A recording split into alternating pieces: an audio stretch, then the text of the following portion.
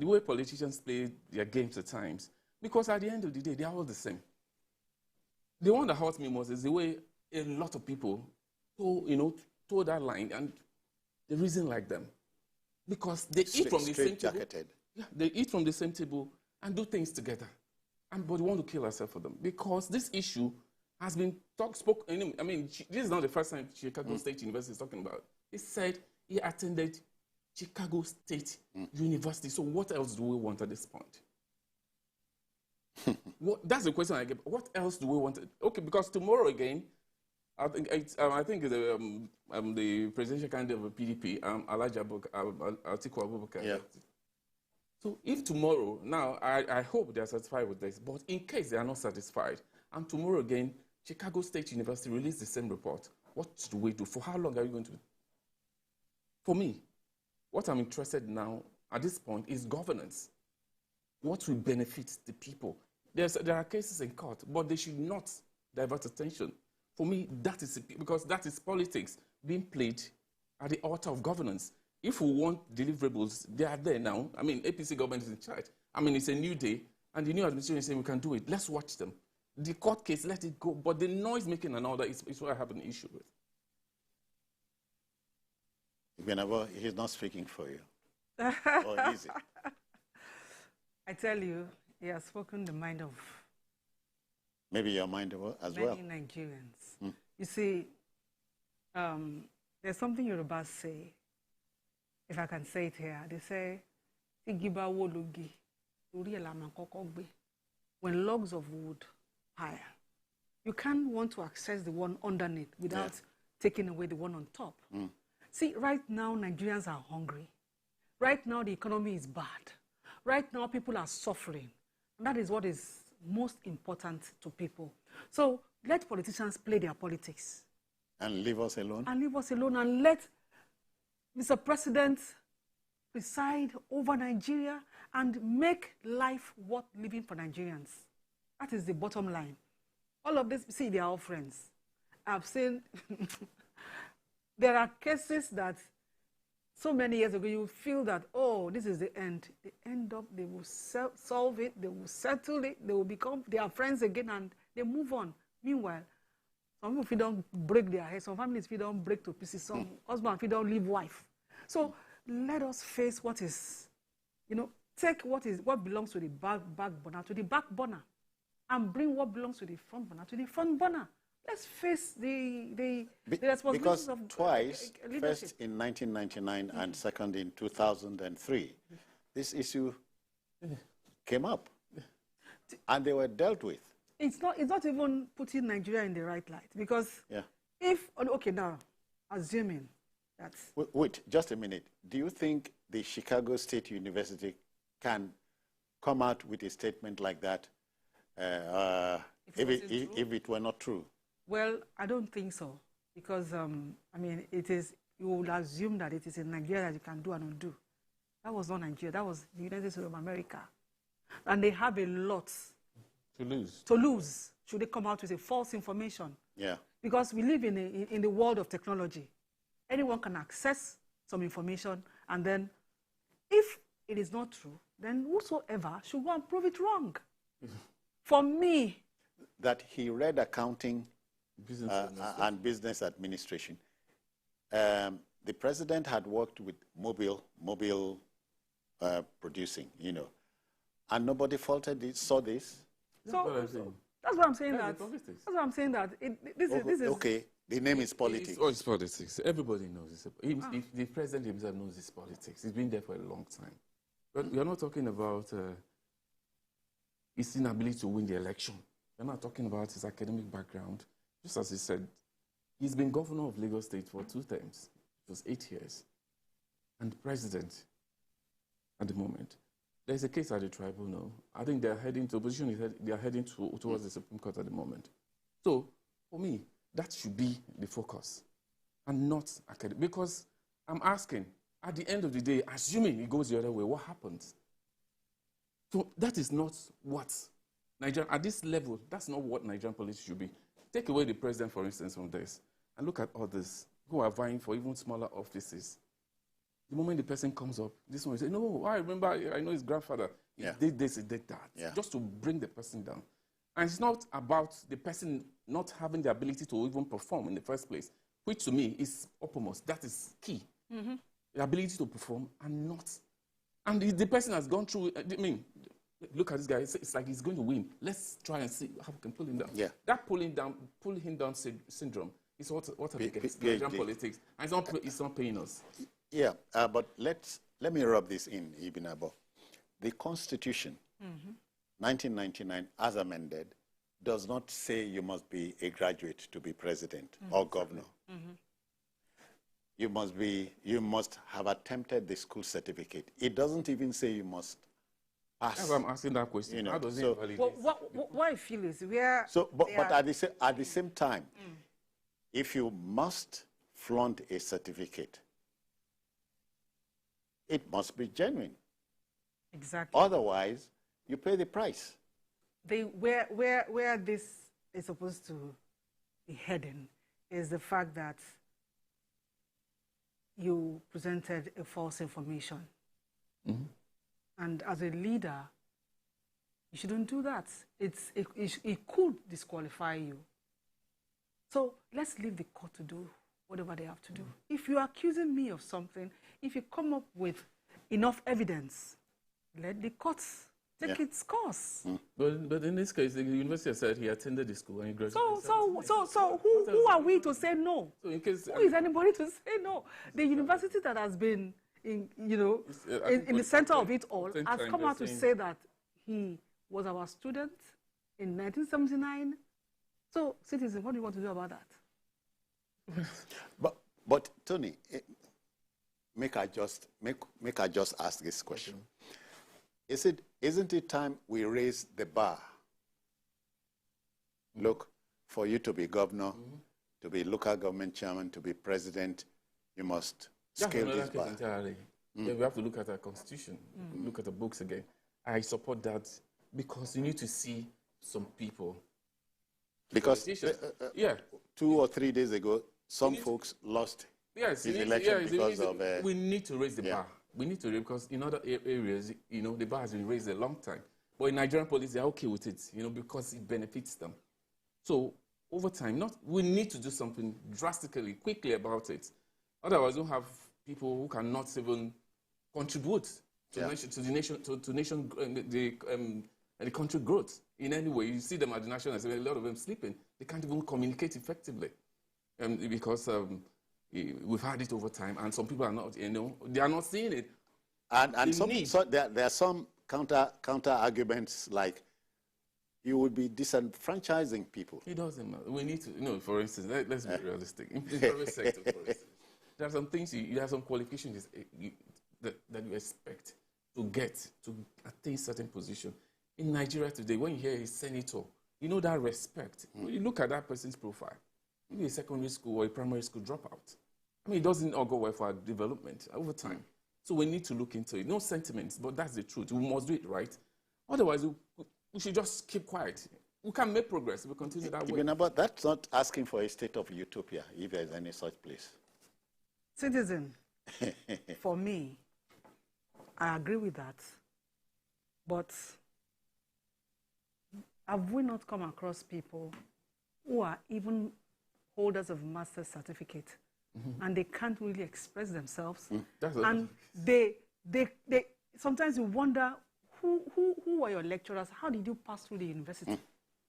So you see, there are some at that point, are we not to blame? Because we have become what I normally would call an over-certificated environment. So you see, as much as we should be looking into that, I feel that if you want to balance it, there is more to governance. There are people that they are not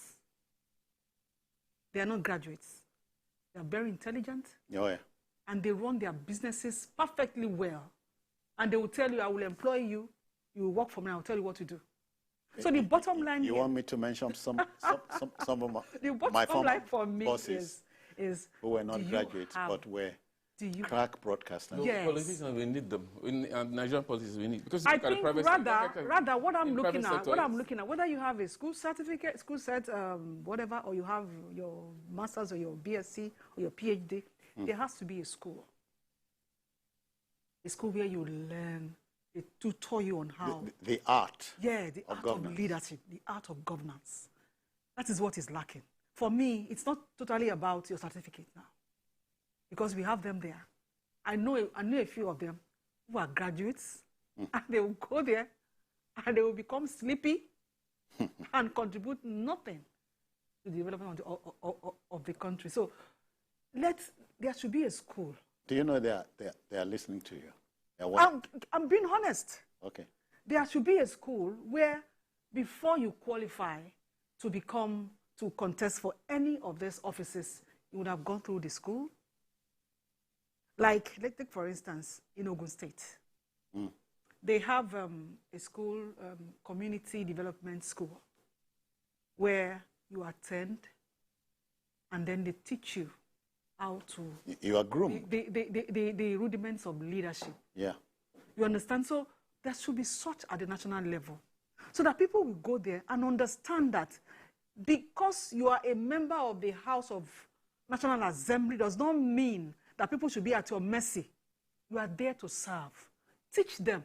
Let them know that they are to serve Nigerians. They are not there to go and, like my people say, go and be forming boss. No. It is all about service to Nigerians. Even as a president, even as a governor, it is about service. All right. Tony, we want to take it home now.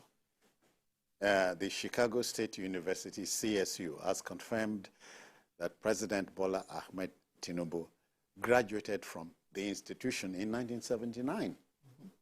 So the hue and cry about that, you think should end? It's supposed to, ordinarily should end. But Nigerian politics, I mean, I've gone to Twitter, I've seen the social media, even today, I've seen what's going on there. That's why I said our brand of politics is what I have issues with. The school said he graduated from the school, so how are we going to argue it? Which court you want to go? I mean, what is the issue here, for instance? The issue, you didn't go to the school. The school is now coming out to say, otherwise we have released, but the federal law doesn't permit us. So what else do we want? Let's be realistic. We may not like the individual, but the school has said it. So can we just let this matter slide? That's my opinion. The school, because, okay, apart from the school, where else are we going to go? They said he graduated in our school in 1979. And if I go to, and they said, I mean, okay, I should challenge the school. He said, you're lying. I mean, I should challenge the school. I said, you're lying. Do I have the evidence? The school is saying, we have. He schooled here with us, and he left the school. You are not swayed by a gentleman who came out, I think, last week to say he was a classmate of the president's at the school? Why would he come out if it wasn't true? Because you see, as much as we know that a lot of things, so many things are possible in Nigeria. That's our in the name of politics? Whatever name you give to it. But for anyone to come out and say they were classmates, do you know what you are doing? You know what you are putting yourself out there for? You're not Mr. President. So, I mean, if you don't have your facts, if there are no witnesses, if there are no people to bear witness to the fact that, yes, you attended that school, and you are now confirming that President Bola Ahmed Tinubu attended the same school with you. In fact, him coming out, I'm not even as moved as the university. Because if you have a case against anybody, how do you win a case without facts, without evidence? So the evidence that we are all waiting for was for the school to come out and say, no, he was never a student. Yeah. But the school came out and said that he was once their student. Even if I don't like Mr. President, for example, even if I'm standing against him, I can't do anything. Yeah, but you don't have any facts. But you know for a fact that my countrymen, your countrymen and women are fastidious, not easily swayed. See, Because everybody has a right to believe what they want to believe. Everyone was waiting for what university State University was going to say. Yeah. And they have come out to confirm that he was once their student and he graduated in 1979. I don't know what I'm going to continue to drag again. I don't know what I want. What evidence do I have against? Yeah, I think it's just against about that. it's just because the person in question is the president. We don't have time Bola to Ahmed waste. Tinubu. Otherwise, it don't drag too long like this. I mean, it's just about the personality. The school said he graduated from this school. This is not the first time we've had presidential election in this country. Buhari came, we had the same issue, and after a while, Yeah. the issue is in court right now. Can we just focus? That's just because go online. That's what you hear. I mean, this school is now coming out to say he schooled with us and he left us in 1970. Can that put faith to this? Okay. All right. I hope that every agitation would end as it is. Otherwise, Ibn Abu and Antonio would. I don't know what else anybody else wants at this stage. Okay, we must apply the brakes here, but not before thanking you, the viewer, and of course the backroom boys here. Tony Wajay, many thanks for your time. Thank you, sir. Ibn Abu Dixon, many thanks too. Thank you, sir. That will just about do it on Journalist Hangout for this week. Join us on Sunday for a fresh edition.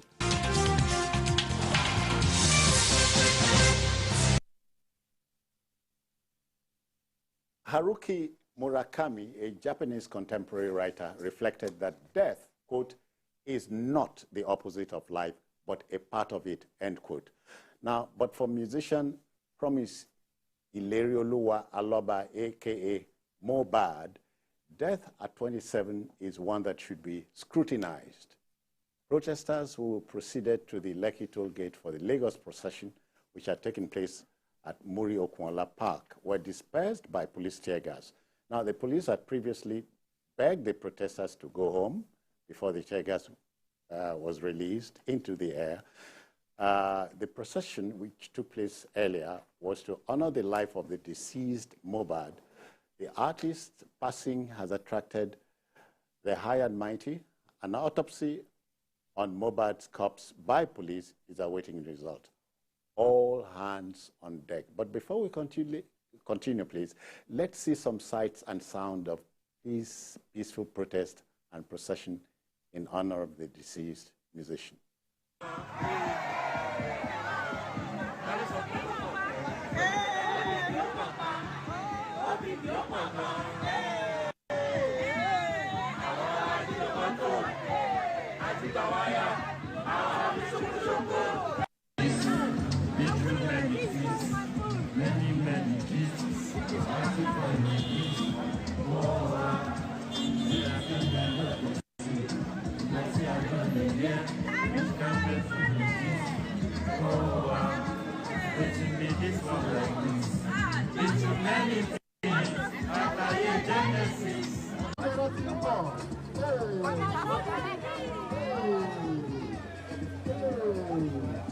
Justice for MohBad. Justice for MohBad. Justice for MohBad. Justice for MohBad. Justice for MohBad. Justice for MohBad. Justice for MohBad.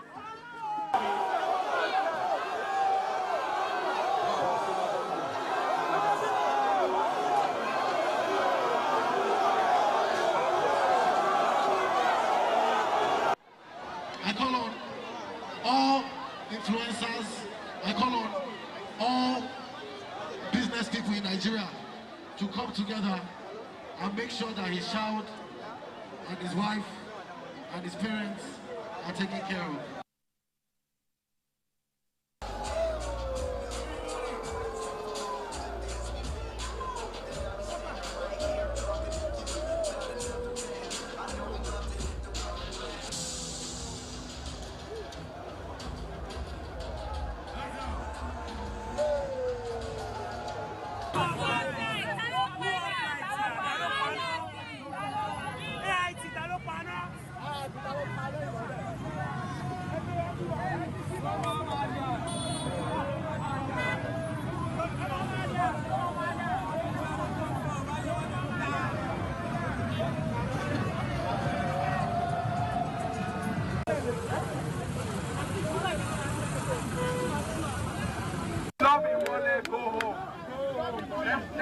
about this. Let us spoil his legacy. Please, if you love him, please go home. Thank you. Thank you, thank you, thank you, thank you.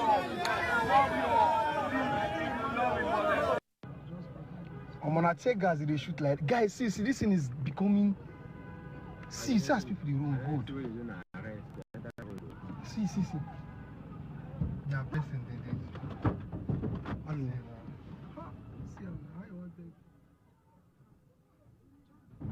Guy. All right. The sights and sounds of the procession eulogizing the late musician. From what I've seen now, the gentleman had a near cult following. I won't say cult following, but young people in our country have responded to the painful circumstances of his death. Mm. You know, you cannot deny that Afrobeat occupies a prominent place on the Nigerian landscape. And being one of the talented Afrobeat stars in our country, there's no way this boy would die in the way he died. And you won't see people saddened and protesting. No one is saying a particular person killed him. Mm. But the videos that were released after his death showed that this boy was being harassed, was in distress, and that is what has angered many people and prompted them to come out. Because this is a death that they could have, that we all as a nation could have avoided. Yeah. Yeah. So that is the thing. It's the painful manner of his death that has got people enraged. Look, something. How do you go to a video shoot with armed men bearing cutlasses and say, look, this boy will not leave this place today? I mean, because of what? Because he left a label? So this boy his sobriquet is Imole, which is light. Light, yeah. He has now shone the light on the nasty things happening within the Nigerian music space. Cultism, excessive drug use, and substance abuse. Yes, that was what I mean. Okay, substance abuse, not even excessive drug use. Substance abuse is rampant, and cultism, we have seen now that cultism is rampant. And then label owners ill-treating artists. I think they took it to an unbearable level with this boy. Yeah. Because we've seen some of those who try to justify the misunderstanding between him and the label owner. I've asked them, we've seen people leave labels. Yeah. We never saw a situation in which an individual would lead a band of people carrying cutlasses. You remember, we had been there before. You remember the late Chief Abioro? Yes, and Sonny Ade. By the way, Sonny Ade is 77 years old. I greet him. So we've been there before. Yes, but no one went to the extent that this boy, the extent that they went with this boy. Why carry cutlass to go and disrupt his video shoot? Why insist that he must return home? He said he doesn't want to stay there anymore. I don't want to smoke ganja anymore. Yeah. What is Indian hemp that some of our people are behaving like Indian hemp that we do? They don't smoke Indian hemp that they can't live. And look at how it's a time bomb. The way people take to India, you see, young girls, everybody smoking Indian hemp. Just a bunch of crazy people smoking. What is in it? And you are now even making it look like a culture in our in the entertainment sector that the people don't smoke, they are not reasonable people. So we must blame the likes of late Victor Wyfer, who never smoked or drank in his life. They were extremely talented. Yeah. He could play the guitar like anybody. Yeah. So where's the talent? How do you show the talent without enhancements? No, but it is not possible because Sunny Ade does not smoke and does not drink. You don't have to. Yeah, you don't have to be a drunkard to be a good musician. You don't have to take to drugs to be a good musician. But the point that we are making, and what has prompted all of this anger, is the fact that this death could have been avoided. All right, it is quickly. Ola is calling from Lagos here. Ola, good evening to you. Welcome. Yeah, good evening. Yeah. Let me greet Babajide Toju and the other guest. The other Jide. There are two Babajides. I really appreciate your contribution to the issue of MohBad. Thank you. What I just want to say is that the police should investigate. There is more to the death of that guy, more than what we are hearing. If they do thorough investigation, you see that many heads will roll. Even some people outside that industry who are the godfather to the drug whatever. And the second one is that most of our youth, they do overdo. Let me say overdo. Yeah. After they've completed the possession, some people still go to Lexington Gate and start shouting. Sometimes they will say police are harassing them. Our youth should learn when to stop and when to. That's it. Yeah. Ola, thank you very much. Very valid. Yeah. Very valid. There was no point remaining there and being an obstruction to traffic. No. It makes no sense. No. Do your peaceful protest and leave. Yeah. Jide Obafemi, you know, the youth, they say they lack restraint. Sometimes you wonder if the vehicles they drive have brakes, if you understand what I mean. Yes. And you know, presently within the Gen Z generation, because of the use of social media and all that, they are always try to think they are a step ahead. Most times they don't listen to advice and all that. We have brilliant ones. We have very matured ones. Yeah. But many of them are already used to this substance abuse that we were talking about, you were talking about with BKO the other time. I was watching a video on WhatsApp yesterday, and you know, some girls were rounded up and they were at the police station, maybe it's police station or the civil defense station. Facility, yeah, and they were being asked, they were holding sachets of beverages. I won't mention the name now. That has been, you know, they will cut it, they will mix Igbo. Heaven knows what. Yes, they call it Igbo. They just mix it with it, and then they will serve it back there. And it was being sold. I hear you dare not go to a party and ask to take a sip from a Coke bottle. Oh, God helping you that day. Oh, yeah. God just accept your soul, especially if you are not used to those substances. And, you know, you see it, and it's seriously common among our youth, especially now within the ladies. You don't just see a girl and think there's nothing wrong with them or they are just normal. Yeah. You don't, when you sit with them, even what they are doing. You think there's innocence written all over her? Looking very innocent. But just there, collect their phone, open it and see what they are doing. Oh, and I have a Facebook friend who was reporting that her son used to go to someone else's house to read with another person's son, and that these were 13-year-old children, and that they had seized their phone from them. But her son used to go with his own phone, and that the guy will quickly beg the boy to allow them watch porn. It's a sign of the times. A sign of the times. Right? It is, but I think... But now let's go to it. Now, this guy's death at 27 has raised so much dust. Do you expect the police to go the whole hog? You see, because of the circumstances surrounding the death of MohBad, not only the police, the DSS, they have been called in, and I think they should go all out to fish out and get us the reason why he died. All right. Sorry, we are joined by another Ola, this time from Abeokuta. Ola, good evening to you. Welcome.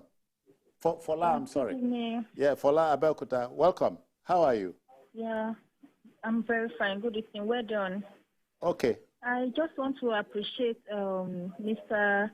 Jide Ositoloju. You are really doing a great job.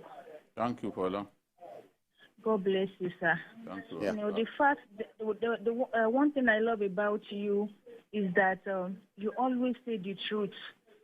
It's as if you are reflecting the, what your name is all about.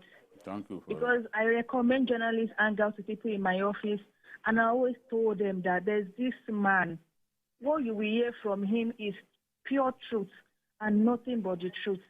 All right, quickly, really Fola, you. God bless you. Yeah, Fola, before you run away, what word do you have for the now generation, the Gen Z? Is she there? Okay. Yeah, I'm there. Okay. Fola, are you there?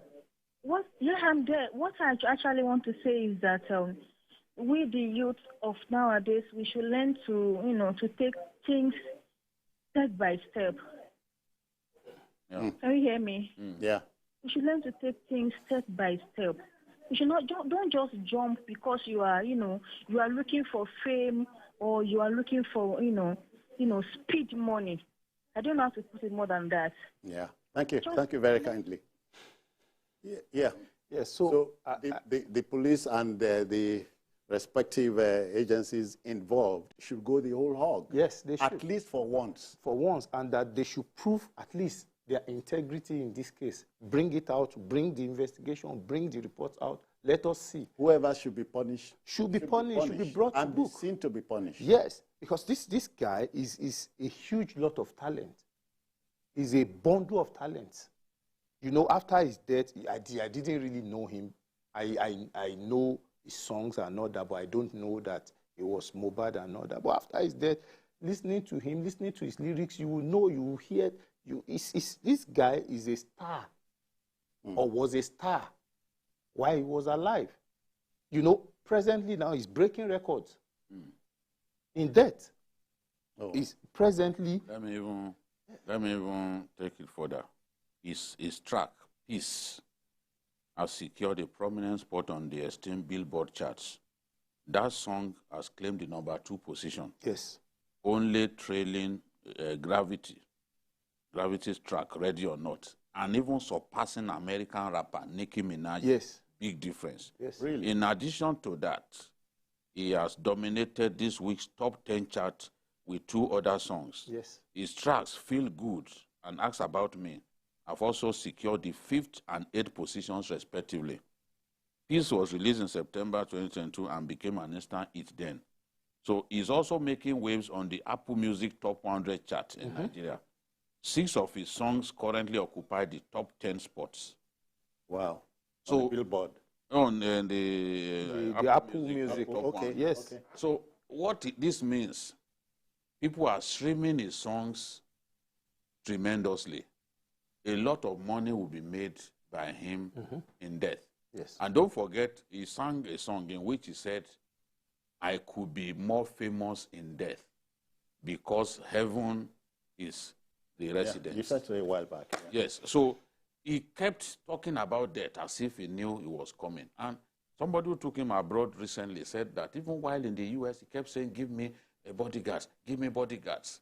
Nobody knows what these people said to him. Maybe they told him that no matter how long we are going to get you, we'll make sure that you die. So he kept talking about death. Look at that song in which he said enemies were following him. That Maje come me, even if it's diming it. That even if don't let them catch don't let me catch me. Okay. But the enemy where they follow me, Maje come me, even if not diming it. That they should not let those enemies catch him.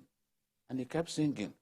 Yeah, Jide, quickly, what do you say about the claims and counterclaims following his death? You see, claims, people are coming out to talk. A lot of things, we see a lot of things on social media now, and even those who were alleged are now talking from their hideouts and all that. But in all this, I am sure that the police, the DSS, will be able to wrap their hands around the cause of his death. Mm. For me, the guy was, and this is my opinion, I think the guy was almost getting depressed even before he died. Yeah. He didn't die a happy man. No, he tried to, according to his friend, he even tried to commit suicide a number of times by jumping down from a story building. You know? All right.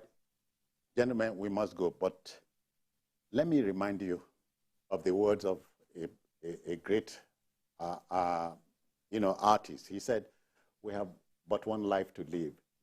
Mm. If we live it well, that once is enough. I think this guy lived a good life. Yes, and he's more famous in death. And, I'm sure that the family that he left behind will not suffer.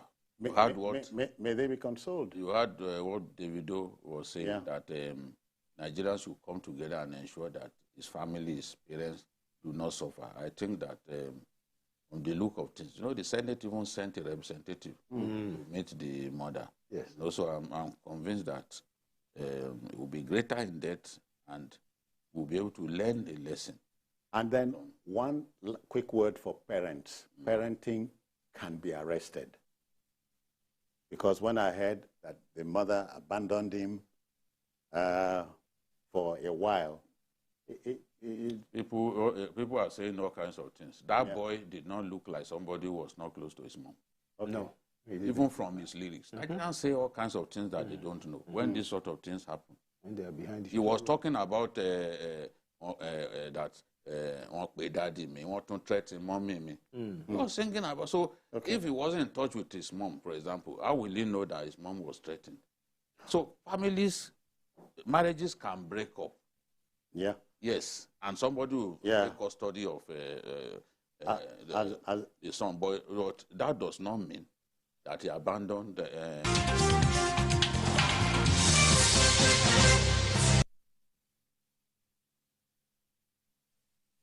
All right, folks, good evening, one and all. Welcome to another edition of Journalist Hangout. It's a Friday, September 29, 2023. I am Citizen Jones Hussein. Now, on the program today, Attorney General of the Federation, NEC, urged Labour to shelve planned strike as NUPENG threatens to halt fuel supply.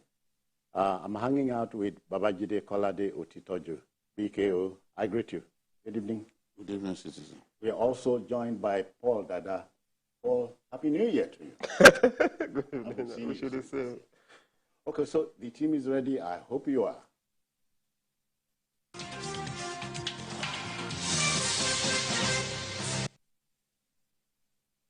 All right, then to our first story. The death of fast-rising musician Iretioluwa Aloba, a.k.a. MohBad, on September 12, 2023, is still attracting the headlines. In the latest development, the police in Lagos have arrested a gentleman, Samson Olamilekon, a.k.a. Sam Larry. He's an associate of the controversial singer Naira Marley. He is currently assisting the police with ongoing investigation into the sudden death of MohBad. In investigations, when you eliminate the impossible, whatever is left, however improbable, must be the truth, Jide. Yes, we're interested in the truth, and the truth is being approached in different angles, from different angles. There is the autopsy that has been done. The result of the autopsy is being awaited. The person who administered anti-tetanus injection on him has also been arrested. Nigerian nurses have come out to say, no, this person is not one of us. It's not a registered nurse and all that. That is one leg of the investigation. that the police are interested in. And then the matter of bullying of the artists, which people have seen in form of videos that have gone viral. Intimidation and all that. Intimidation, beating. There's a particular video in which he was bleeding on the neck, you know, in front of Naira Marley's house. Naira Marley has not explained how and why that happened. But we've seen him doing some PR through his minders about the fact that he didn't do anything to him. He's not responsible for what has happened to the artist. I don't think that any rational person will pointedly say, oh, Naira Marley is responsible for the death of the artist. But what has angered people is the fact that they saw those videos showing different forms of intimidation and all that, and outright beating of the artist. The artist, yeah. Yes, no one can explain how we got to that situation, but it makes his death even more painful, especially given the fact that he also had done a petition, you know, where he mentioned people who are putting his life at risk and all that. So people are emotional because after his death, they started listening to songs showing clearly that he feared for his life, showing clearly that he felt he was being haunted and all that. So these are the reasons people are very interested in how this matter is resolved, are interested in the content of the investigation, I mean the report of police investigation. And all that. And I was reading Sam Larry today, where he said that the reason he had that brawl with him during that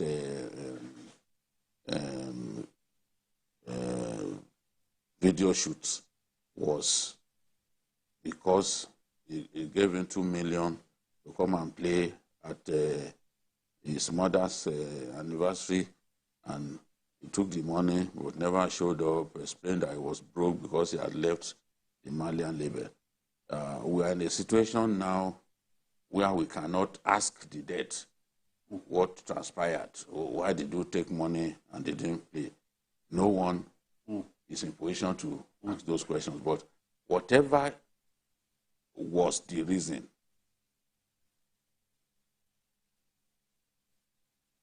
the fact remains? The fact remains that Sam Larry led a group of thugs wielding cutlasses to a place where Zlatan Ibile and the late MohBad were shooting a video in a country governed by laws. You cannot resort to self-help in that manner. Gideon, I'm seeing a man in your picture here. Yes, that's Sam Larry. Okay. Yes. Okay. His real name is Eletu, but he prefers to be called Sam Larry. So people believe that, oh, because he's Amali's friend, that was why, that was why he was involved in bullying of the artist. And some of the interviews that some artists have had, people like Bella Shmurda, who was his best friend, indicated that the guy got to a point that he wanted to take his own life. He was clearly fed up with life. In so many songs, he kept saying that. Look, more like saying he was pushed. Yes, that he felt no reason for life anymore because of the constant harassment and the fear for his life. He was even in London, and he told his promoter, please get me a policeman, to be following me around. The guy said, look, you are not in Nigeria. You are safe here. But he was already terrified. So he felt that, look, if he didn't have a policeman around him, that he wasn't sure he won't be killed. So these are the things that have pushed Nigerians to so much pity. They felt that they could have done something to save him. All of those playing RIP today, showing pity, they knew, especially those in the industry, they knew that he was going through hell. But they didn't do anything. They didn't do anything. All those songs, you cannot say that those songs had no meaning. When someone keeps saying that, look, Sheba John Malians, then one fema bother me, one threaten mommy me, you know, things like that. He was really telling the story in songs. Yeah. You know? But we didn't quite take heed. Yes, that is why it's painful. You know, in fact, one of the promoters said, I blame myself for this boy's death. I felt he could have moved further to save him. Yeah. Which is the problem with many a brutal death like this, you know, an avoidable one. Everything coming out tells me that MohBad's death was avoidable. Yes, it was avoidable. Just like BK said, from the songs we later heard, you know, many of us didn't hear some of these songs until after his demise. He was expressing what he was going through. He wanted out of a lifestyle that was not very palatable to him. But there was an interview I later watched where he was like saying, I want to change. You understand? I'm changing. Like I'm repenting, sort of. So there was a kind of, that tells me there was a kind of lifestyle that he had when he was with the Malian records. And he wanted out of it. You understand what I'm saying? And it seems to me that it was a fight back. It seems to me that he was a very reserved person who didn't talk too much. So he expressed himself in his music. He wasn't the kind of person that would easily talk to you. Now, but then people that were around him, if they were observant enough, if they loved him enough, maybe they loved him for the heart, maybe they loved him for what they could get out of him. They didn't love him as a person. They didn't see him as a person with challenges, as a human being, as a young boy who was trying to find his way in life, a young boy with some tendencies to be depressed, you know. He was already getting depressed, or was even depressed, and nobody came around him. Nobody was able to assist him. Paul, you know, I said at the beginning, in investigations, when you remove the impossible, you know, whatever is left, however improbable, must be the truth. Exactly. So do you expect the police to get to the root of the matter? They have no choice. This is a public interest case. And, you know, I heard one person trying to blame the people for being the outrage of the people. So what do you expect? If people were not this outrage, maybe the authorities will not take it seriously as this. You understand? If people were not protesting, if people are not angry, maybe the authorities will not take it seriously. But now we hear of autopsy. The police is giving us updates and all of that. So we expect them to ferry out the truth. How did that young man die? But not only that, not only his death, even his persecution, his maltreatment. You know, people have to be held responsible for it. All right, Paul, thank you. You know, but to tell the viewer, our musicians sing with us, they sing for us, they sing about us, they sing our woes, they sing our weaknesses, they sing our strengths. Are we listening to them? Are we really listening to them?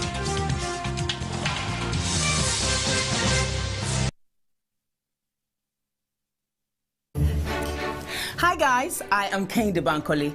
Come with me as I take you to the homes of some lovely DSTV customers to find out what they enjoy watching during the holiday season.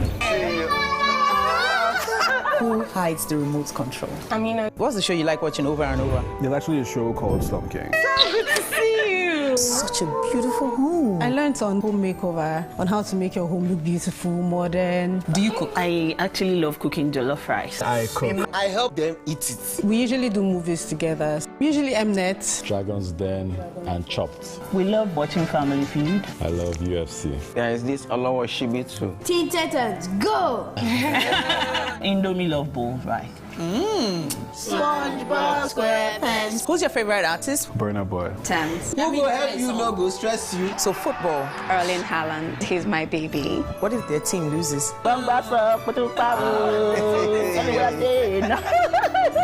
I'll be the referee that day. The whole family will become mood. Camera off, light off, show. No matter your holiday preference, there's always something to bring you and your loved ones together on DSTV.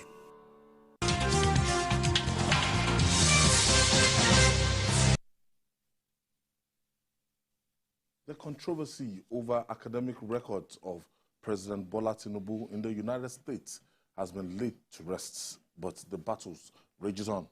The Chicago State University has released the academic records of President Bola Tinubu following requests by the candidate of the People's Democratic Party, PDP, in the 2023 presidential election, Atiku Abubakar. In response to Atiku's request, the university authenticated the certificates presented by President Tinubu. Judy, what's the meaning of this? Exactly what Atiku wanted. Give me his papers, including transcripts and all that, given to him. Prove to me that the diploma certificate that he gave to INEC, prove to me that it is genuine. I want to see evidence that the fonts used, the fonts are consistent with the fonts used in the original. Provide some of the, samples of the diplomas that you awarded at the same time. Provide samples so that I can check and affirm that the fonts are consistent with the fonts of the diploma certificate, that Tinubu submitted to INEC. Because when I was preparing for issues with Judicial about 2 weeks ago, I specifically went to look for what he wanted the court to give him. And he detailed it. Show me that the fonts on the certificate or that diploma certificate are consistent with the one that he filed with the INEC. His goal is to prove that that diploma was not issued by the school. And for that reason, Tinubu should be disqualified for alleged forgery, perjury, and the rest. One of the big takeaways from this list of documents and all that is that the school affirmed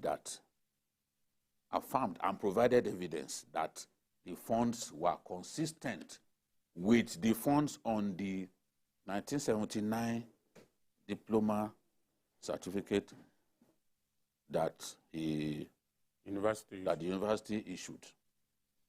So even if Atiku wanted to go before the Supreme Court to say this man lied under oath, this man is guilty of perjury, he will not be able to do that with that diploma because the school has clearly shown that that certificate emanated from them.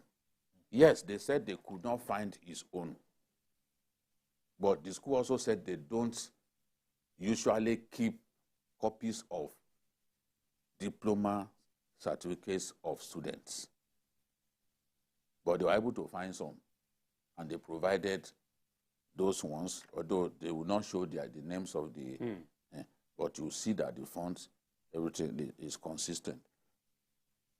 It is the person, it is up to Atiku to move ahead in spite of what has been provided him to still show that indeed that document is fake. We've had that Ashwaju used a woman's, that it was using a woman's name just because of what clearly was a clerical error.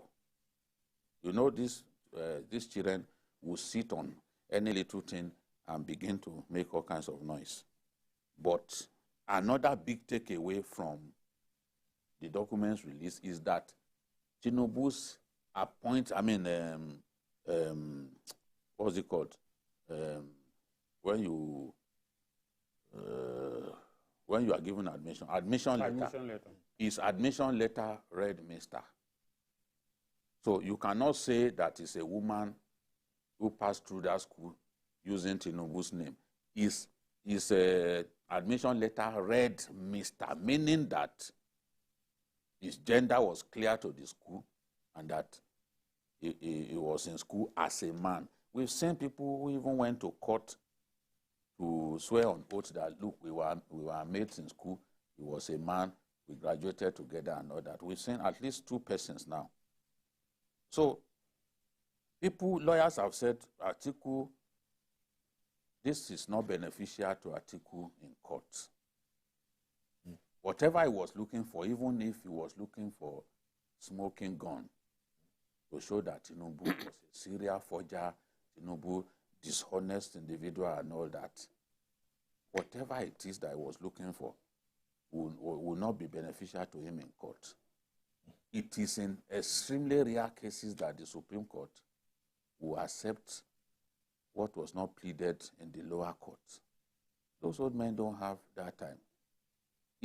Their duty is to determine that the lower court, whether it erred in law or it did not err in law, that's their own duty. Their duty is not to be perusing fact or listening to witnesses and all that. That job had been done at the lower court. So their own is just to determine whether in giving their judgment they erred in law. So I don't know why Atiku's lawyers are doing all this. Okay, let me ask Inka, because the proof is there was something behind the mind of the lawyers or Atiku himself. What does he want to achieve? Well, at least one thing is very clear now. He graduated from CSU. That is clear. Yes. For me, what I see there is the level of journalism that we practice in the country. As a journalist and teacher of journalism, it worries me. One, if you read 24 newspapers, either online or listen to radio or TV, you are likely to get 24 different interpretations. So it becomes a question when students now ask, sir, which is the truth? What exactly is the issue here? Because even online, you see various types of certificates that have been attributed to one single person.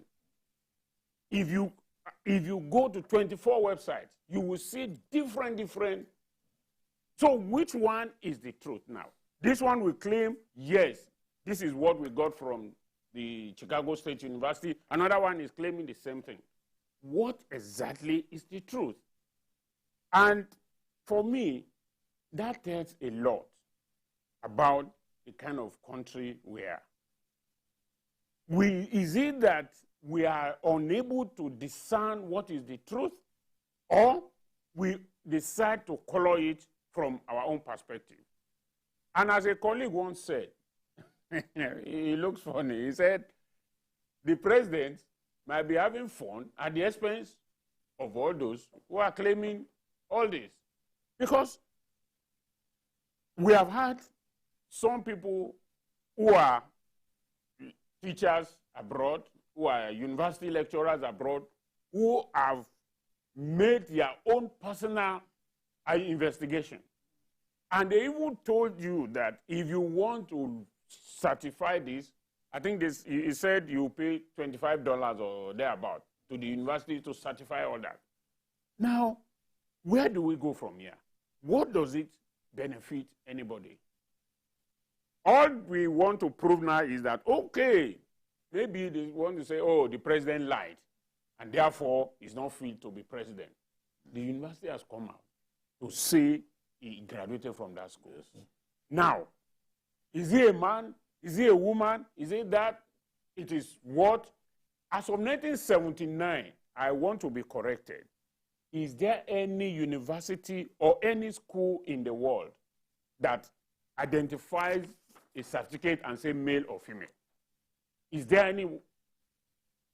There's no. It is of recent that gender has become, and even photograph has become part of certificates. Yes. So when people begin to argue that, okay, it was a Mr. or MS, whatever that was given a certificate, I also get confused and I ask myself, what is the issue that we are arguing about now?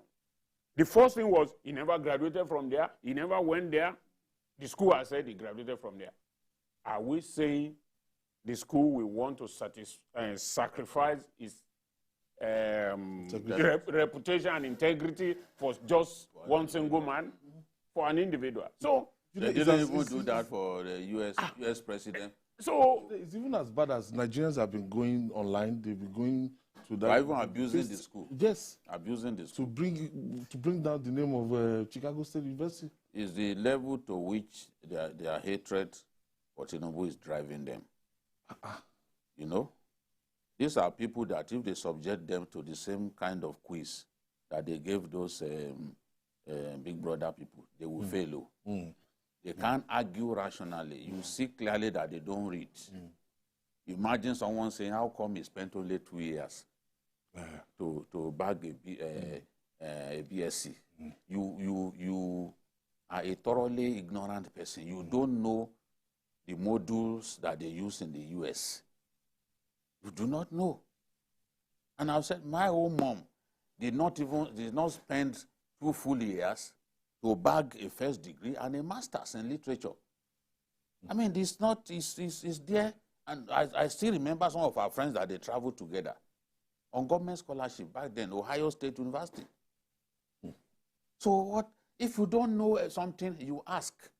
In America, you don't need a school certificate to get into a university. If you can pass their aptitude test, their system is that flexible. They will let you a 4-year course. If you can do it in 1.5 years, they will load you. My mom was telling me that you are finishing a major exam, you discover that in 30 minutes, they are calling you for another one. Maybe it's you want to finish quickly and go back to your country. So they will load you. They will make sure that you work extremely hard to cover that period. What some people do in 4 years, they'll make you know in 2 years. So you don't know these things and you are not prepared to ask questions. It is in Nigeria that every individual on social media has an opinion on issues that they know next to nothing about. It is in Nigeria that people who are trained in fields that are completely alien to journalism, sit in studios and begin to even pontificate and train journalists. So the rest of us who have spent more than 20 years, we've suffered, we've taken risks, we are fools. You will sit down in one place, you don't know Nigeria, you've not gone anywhere, you've never done a documentary, you've never added to the body of journalistic knowledge. You now claim that you are better than us, that you know so much. What you don't know. You do a lot of ignorance peddling, and you see yourself as a superstar. Come on. We have to leave there. You know, it was because of that, at one point, that many people in the 70s, 80s don't like going to the US because that time. But now, things have changed. So, I mean, whether you... We have to leave it there. I mean, so whether you go there or not, it doesn't count.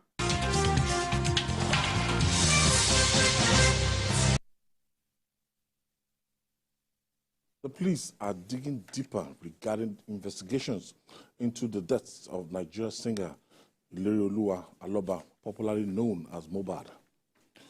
In this regard, a magistrate court in Lagos, Yaba, has ordered that Azeez Fashola, popularly called Naira Marley, Samson Balogun Elitu, alias Sam Larry, and 2 others be remanded for 21 days over the deaths of MohBad. TKN. These guys came in from outside the country, and they had to be questioned for over 48 hours, and so they're taking them to court now so that properly the police can extend the number of days they can be in detention. Yes. The police is doing the right thing, and what they've done is they don't want to breach the Constitution when it comes to the rights of, that one is a prime boy been taken, and they make sure that because the law is the panty? Yeah, yes, okay. I think so. And the panty is cleaner now. See how beautiful it is. So when you are not supposed to detain somebody beyond 24 to 48 hours. You must charge the person to court. So what they have done is to go to the court to obtain the right for them to be able to detain them so that they can investigate more, so that they can have enough time to investigate. And within this period, they believe that they would have finished their investigation, and those found culpable would have. One, Sam Larry is in this thing.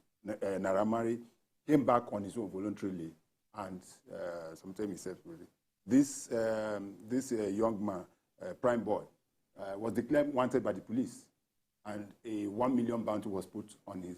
But I watched an interview that our own Ivy Kanu had with, it's trending all over now, all over the social media, where it was an exclusive interview that before the guy was even submitting himself to the police. And he was asked, how come you have not been able to submit yourself to the police? And he said that the police never invited him.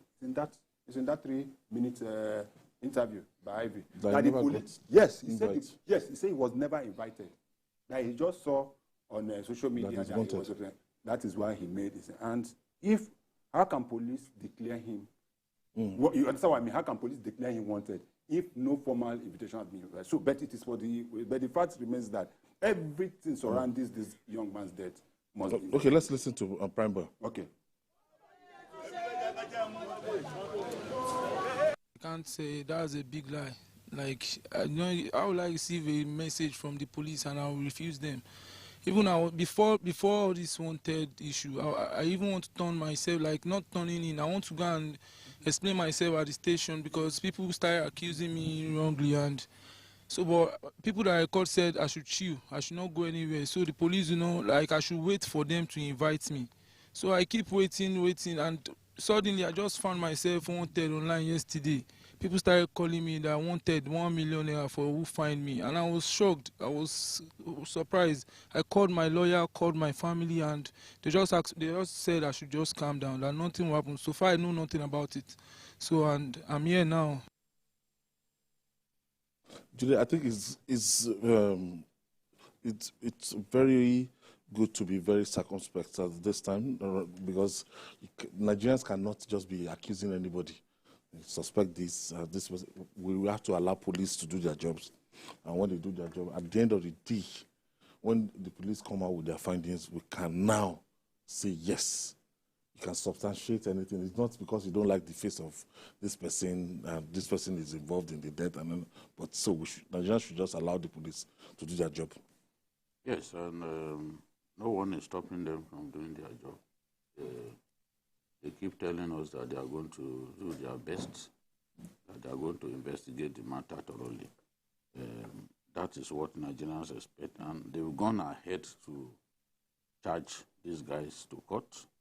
They actually asked for 30 days, but the governor reduced, the magistrate reduced it to 21 days and ordered that they be remanded. Should be enough time to get whatever you want. During that time, they should be able to do thorough investigation. If they are not, if they need more time, they will apply to the court, and the court would also give them more time. So they are being charged with conspiracy and suspected murder. The investigation will show whether the charges will be amended. The police can decide to amend the charges based on the facts at their disposal, but conspiracy and suspected murder is what they're charging them for, which is safe because you cannot accuse them of murder when you don't have all the facts. I don't even think that the coroner's inquest, I don't think the report is out. They need all of those facts. They need people to step forward and give them some evidence, some testimonies to work with. And that's why the coroner asked for people to step forward and give evidence. This boy, a prime boy, actually did a video showing himself in his house. He said, I'm in my hood. They are saying that I've been declared on there, but I'm here, you know, which means that indeed he had no plan to run away, because he filmed himself right in his house. He said, look, I'm at home. That was before this interview, you know. I saw that video yesterday where he showed even the surrounding of his house. He said, but I'm here. And they are saying that I've been declared wanted. So now, effectively, he has stopped anybody who has eyes on that 1 million from claiming it by going there by himself. I'm happy that Nigerians asked for thorough investigation of this boy's matter, and the police have shown that they are up to that.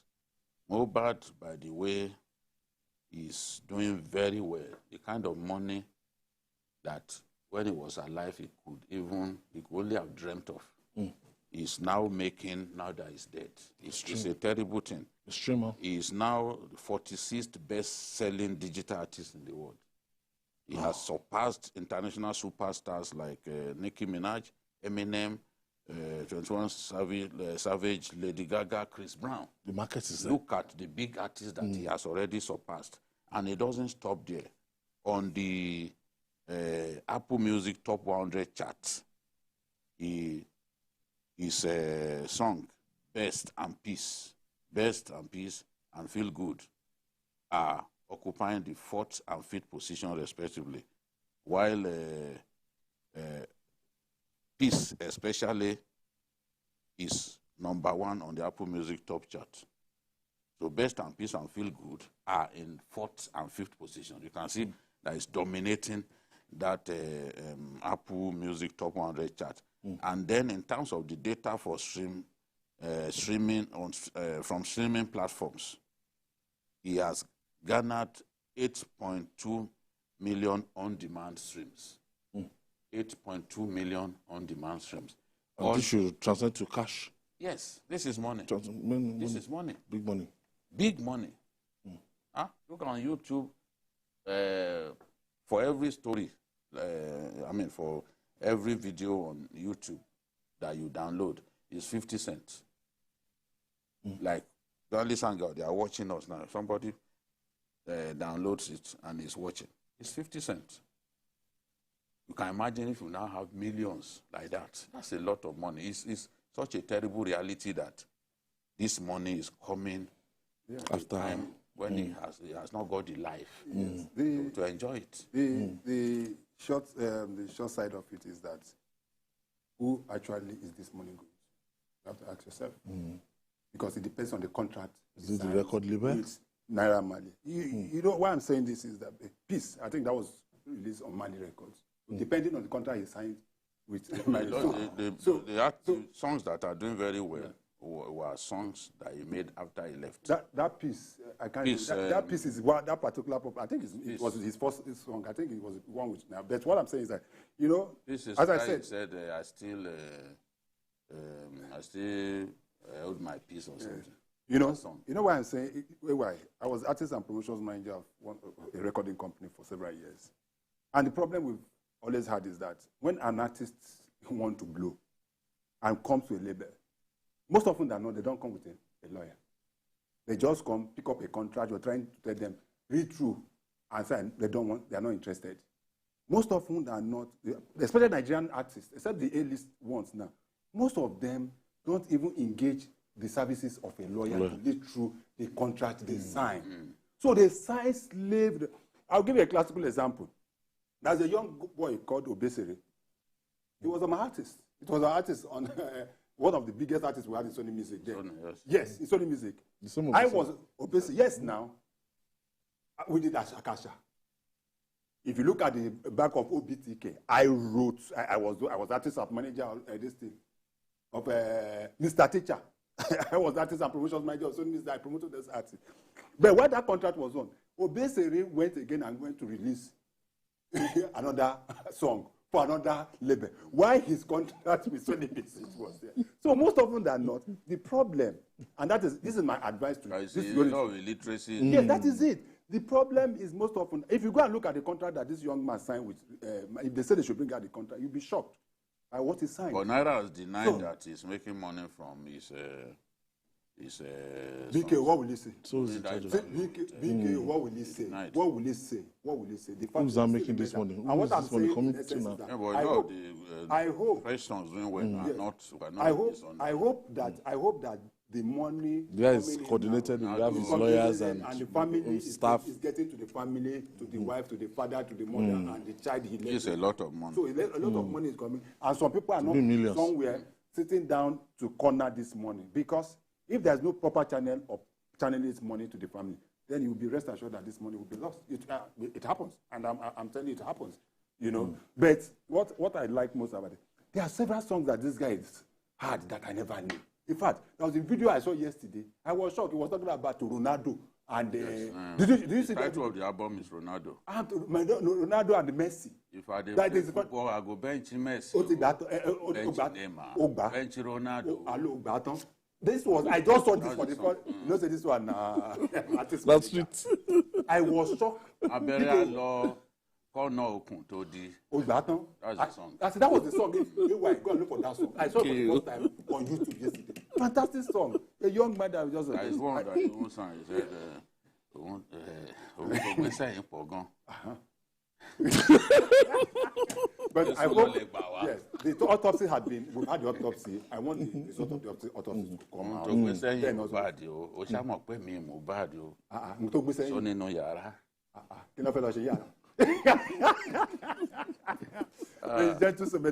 of that young man. We need to find out who is taking this. Yeah, we need to find out. That's what we need to do. We need to find out who is this money. That's what people like Iyabo Ojo should bother themselves about. Yeah, because there's a lot of money. 8.2 million streams. Yes. Where is the money going to? Who is the money going to? Because he has left a family behind. They need to be taken care of. These are things that have to be resolved. Because of his death now, across the globe, people are listening. You can see the way Kenya, there was one video that they released that he had this wristband with Kenya written on it. Come and see how Kenyans are drooling. That, unfortunately, this boy is dead. In fact, the whole world feels his death just as much as Nigerians feel it. It was on Times Square. Yes, it was. His pictures on Times Square, New York. And one football club in Spain, one Cadiz, before their match, they wore jerseys that they wrote MohBad 27. Wow. No. So they celebrated him.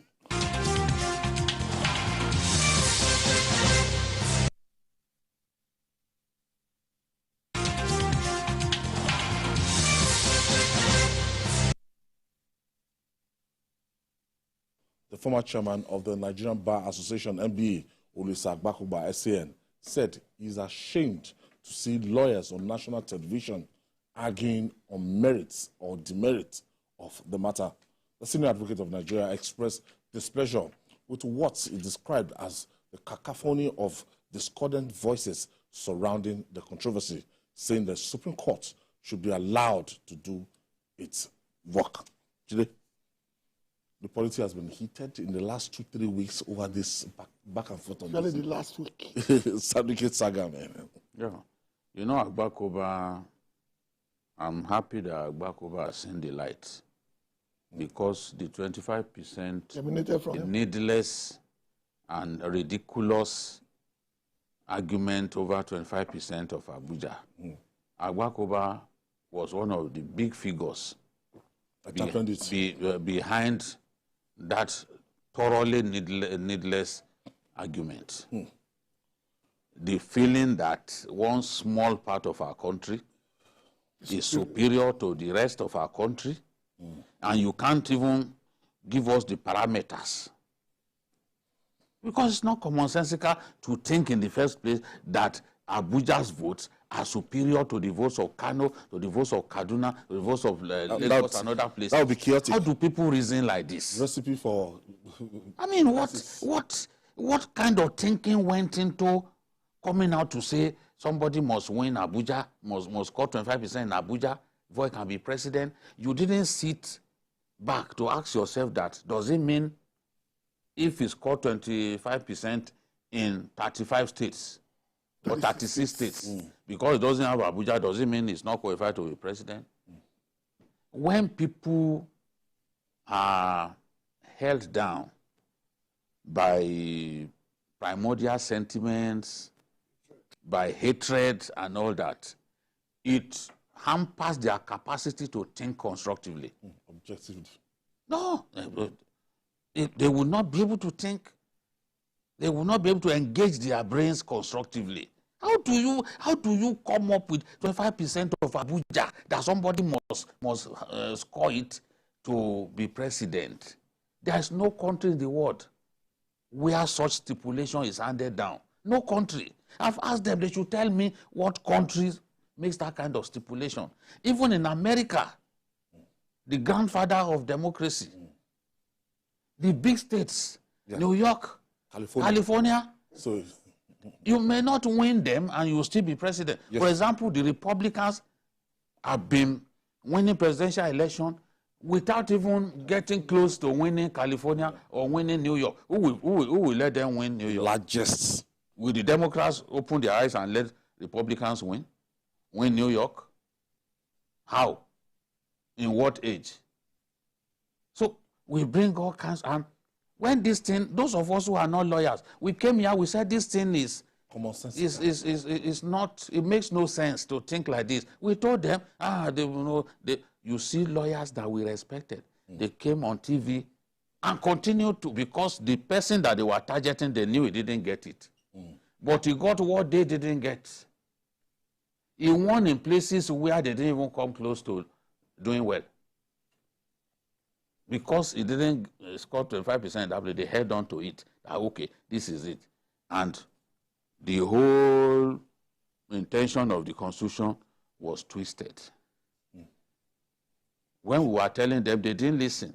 They were looking at but the judgment came, you saw how initially they kept quiet. And you know, let me tell you, Ayo, the best lawyers in this country, they don't go on TV to boast. They don't boast. They don't boast. It's people who are incapable of winning even in significant cases. They are the ones who go from TV station to TV station to open their mouth wide. We know them now. Even some of them, the way they talk, and the illogic coming out of their mouths, you will know that even if a layman, somebody who did not read law, confronts them, he will defeat them. Because you even ask, where did this one read law? Which law school did this one go? Which university trained this one as a lawyer? When you hear them talking, the bias has enveloped them. Bias have baptized them. And they are incapable of a constructive and healthy argument. You see that bias oozing out of them, like this thing, like Paul. My mind was going to the ozone layer. So look at the situation. A sensible lawyer knows that once a case has been filed, you don't go on TV and talking about it. When we brought WK, when we brought Akintola, SCN to discuss the Kano judgment, he said, I'm appearing here for one reason, because the appeal has not been filed. If the appeal had been filed, you will not see me here. These are lawyers who respect themselves. Go to court, as in they've won, they are veterans in the electoral battles. Akintola, I mean, it's a record-setting lawyer.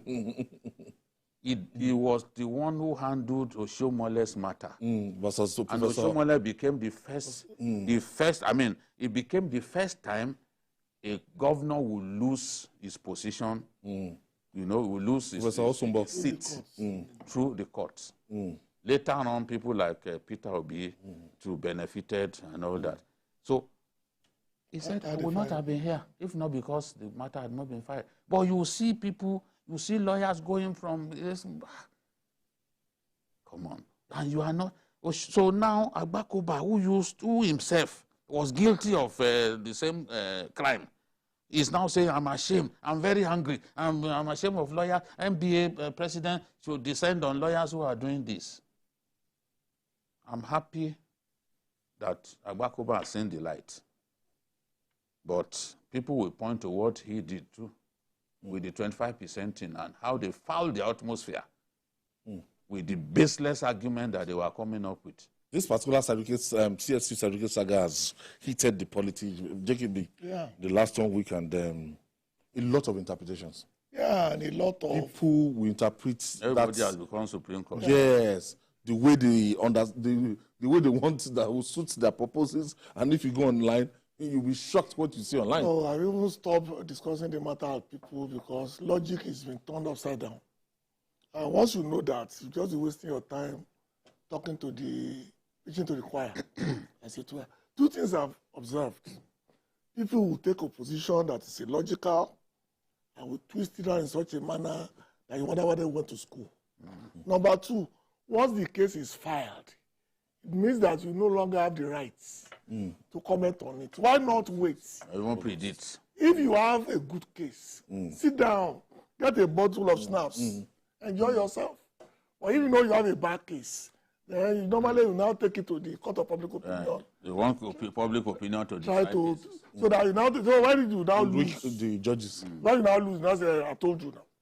I told you they will do this. When is this common sense? That 1 + 1 will always be 2. To not be 2.5. To not be 2.8, to be 2. And that's why the man was very concerned, because lawyers are making public nuisance of themselves all over the media. Telling some TV stations, and you wonder, does this person know the law at all? Because in most cases, the point they are making is the point already before a court of law, or points already been decided by the lower courts. It's one lawyer. Yeah. We have some very ridiculous lawyers in our country. I'm sorry to say. I'm sorry. And grandstanding lawyers. Grandstanding. This is the same country where some people whose names were not even found on the list of law graduates in our country. They too will be forming a lawyer. They will reform, say them be lawyer. This is what we are seeing. Those ones too will go and be arguing and this and you charge and bail lawyers. So people who merely help people. And our colleagues will also write be affidavits. They help people to fill affidavits. They too will be boasting that they are good at law. But as I've said, those good lawyers, we know them. You won't even see them going from TV station to TV station. Why can't you wait? The matter, the way it is best left for the Supreme Court to handle. It's in their courts now. Yes. Atiku knows what he's doing. He knows he has lost. Final battle. And this looks like his good night from Nigerian politics. So he's doing whatever he can to muddle the waters. One of his spokespersons claimed that TVC, they don't allow opposition. And I'm like, what is this one smoking? The other day, just this past week alone, the lawyer to Nasarawa State, the candidate of the governorship candidate of the PDP, was here. Back to back, we had Kachiku of ADC. We brought him. This same allegation, even the NBC made that allegation to us, and we sent them a list of the guests that we have brought to TVC since May. Those guests were in the realm of like 65% compared to the ruling party. And we brought Labour. The woman who is their spokesperson has appeared on Standpoint, appeared on Yori Folani's program. In fact, on a particular day, when we had the live, I brought her back because I knew they would go and say, they didn't allow her to appear again. I brought her back the next day when there was no live, and she appeared on Yori Folani's program. Peter Obi, I wanted Peter Obi on the show. I even called Shagari, Somna Sambo. I said, can you get me Peter Obi? He said, Peter Obi doesn't want to appear before. I said, why would he not want to appear before? We are not masquerades. And we are not holding a whip. And at TVC, we don't intimidate the guest. We don't put words in the mouth of the guest. They're not on trial. We don't put them on trial. This is not a law court. And it is not a police station where you take statements. I saw one this morning. We don't play to the candidates. We allow you to speak. Do you remember before the election? What's his name? Dino Melaye. We brought him. He was even challenging me to swear with the Bible on air. And you will say we don't allow opposition. We brought Dele Momodu. Dele Momodu too spoke here. We've been bringing people. The candidate of the PDP in Kaduna, the one that they says looks like me, is Ashiru. We brought him. He too. I don't even know all of the different people. And you will still say without shame, without evidence, you will say TVC, they don't bring in opposition. Opposition have been appearing by far more than APC people on TVC. I can't sit here and call myself a professional and be in charge of current affairs programming and I won't allow opposition to come. How will that happen? It's not going to happen. Bakuba now is now saying that, look, it's time to wait for the Supreme Court. Yeah. And because the old system did not work, the one they did before, eyes on the judiciary, putting up billboards, the judges reacted appropriately. Not only did they lambast those shenanigans, they also let it show in their manner that they're also human beings. They were hungry. And they were angry and they showed it. And so if anybody has just an out of common sense, you realize that. They showed it, but they still followed it. They followed the law. But they let them know that they know that this is the game they were playing. It's wrong, yes. That to me is for I think that's what it's even the noisy minority. That's what very tiny, very because tiny. You can easily be misled to think, oh, this is what the public wants. And I keep talking about my people in the north, where I was born and raised. They don't make all this noise. It's not how many northerners have you seen on the social media praising Atiku and saying, Atiku, yes, go ahead. Murasi, and all that. No, they have no such time. But when it comes to voting, you will see them, they will outvote you. Their political culture is stronger than that of other parts of the country. They don't need to come and make too much motivation to come out on election day. Election day. I've seen that happen. Yeah, so. When I was living in Kano, you just see people on their own. They see it as a responsibility. They'll come out and vote. You don't need to give them money to come out and vote.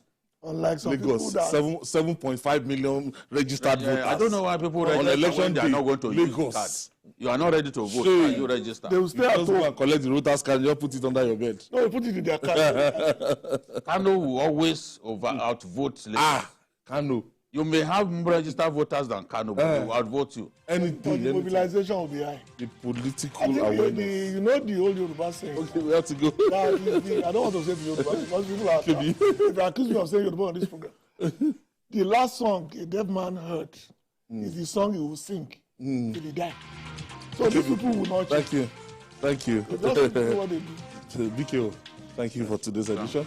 And that's our offering today. Join us tomorrow for another episode of the program. Join us this Sunday from 1:30 to 3:30 for Journalist Hangout on Sunday. We're on YouTube, youtube.com/TVC News Nigeria. I'll see you tomorrow.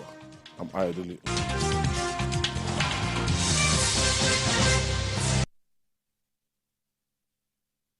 As the insecurity ravaging many parts of Nigeria persists, a tit-for-tat approach may be the way out. The governor of Katsina State, Diko Rada, said people should be allowed to protect themselves with AK-47 and RPGs. RPG is rocket-propelled grenades like bandits. In Benue State, daredevil armed robbers stormed 3 banks in Otukpo and carted away millions of naira. The robbers killed 7 people, including policemen and former councillor, transacting business in one of the affected banks. In an operation that lasted for more than an hour, let's share updates on the story with you. This is the mood in Otukpo community a day after more than 10 persons were killed during the robbery of 4 commercial banks. Residents are still in shock. Arriving the scene to ascertain the level of damage done is the Deputy Governor Sam Hode, alongside the Commissioner of Police, who gives a breakdown report of the incident. You all are aware I lost my DPO in this operation, and 3 other women police. There are others also that were on admission currently. I'm a little bit fulfilled that at least the police were able to kill at least 2 of them and some arrests made. At least from there, let's start something and see how we can move further. Together with the Ochidoma, the Deputy Governor visits the police headquarters in Otukpo, which was the first place attacked by the bank robbers. There he learned that the robbers had, after their operation, been intercepted by a joint force, with 2 bank robbers gunned down and 4 others arrested. That were in the late afternoon, we had a lot of gunshot, and when we had that, they were taking, they were uprising and all that. And then I called on the police, particularly Lieutenant Krisova, who took over the command of the total event that happened here. He was in the bush throughout the army, Krisova in the army, the lieutenant. Some boys came into town in their numbers, walked into our town, and started robbing our banks. We're using IED to blow our banks. 4 banks or 5 banks, they first of all went to the police station. The Deputy Governor also visits victims receiving treatment on gunshot wound. He says the state government will design a better security architecture to prevent a reoccurrence. We have seen this happen. We are going to sit down as a community to work together with governments so that together we can design a new security architecture to respond to this level of criminality. We are not going to allow this to be swept under the carpet. The daredevil robbers were said to have operated for over 2 hours, killing more than 10 persons. Mayowa Okwato, TVC News, Otukpo.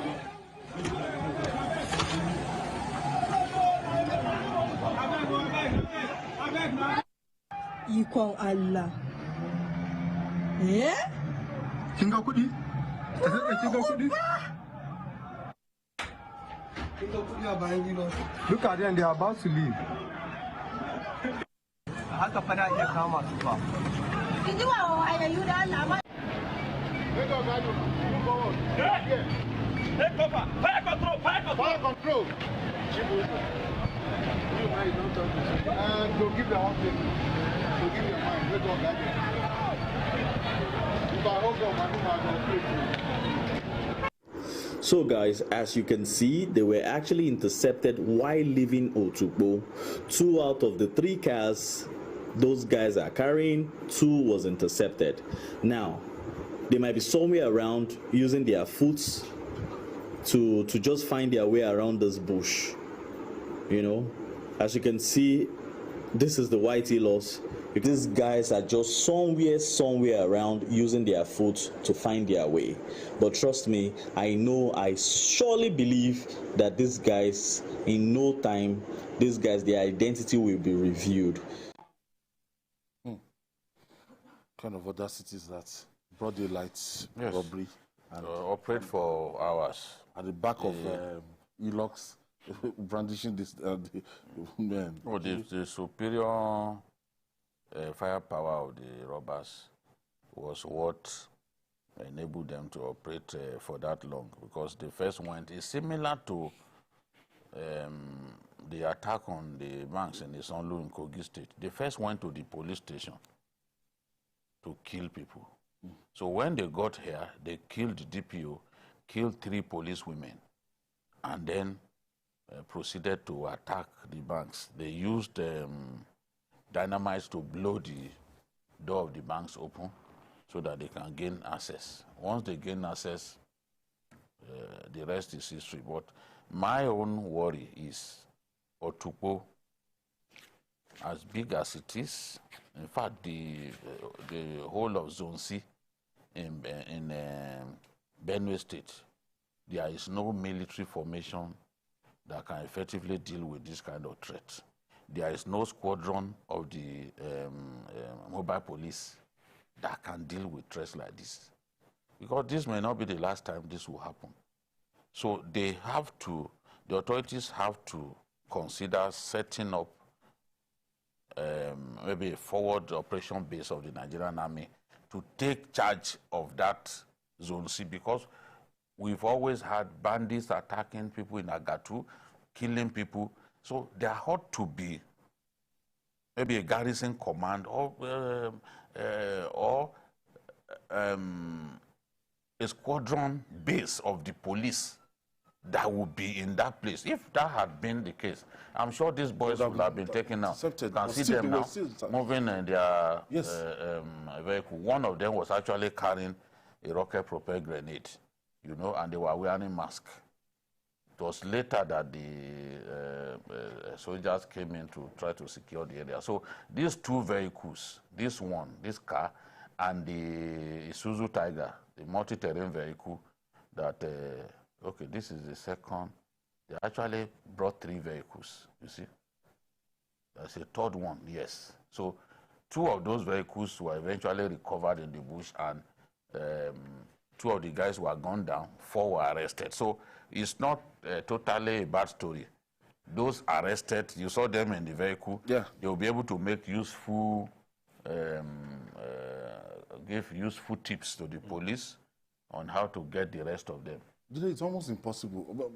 Wale, it's almost impossible for even a regular policeman to see armed robbers wielding rocket-propelled grenades. This is a new dimension, and you want to wait. I think the armed robbers are, you know, they were daring, because to come to a community of some over 300,000 people, you know, just come in like that, operate for 2 hours, and then came with 2 vehicles. I think it's quite daring. Though we may be calling them armed robbers, they might also be terrorists or bandits. Yeah, because one of their modus operandi is to raid banks to get money for procurement, for procurement of arms.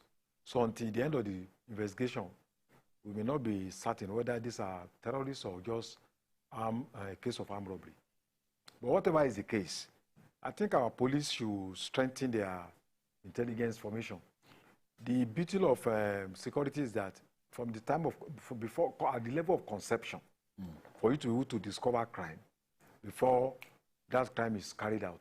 Now we are talking about the loss of lives, including the DPO.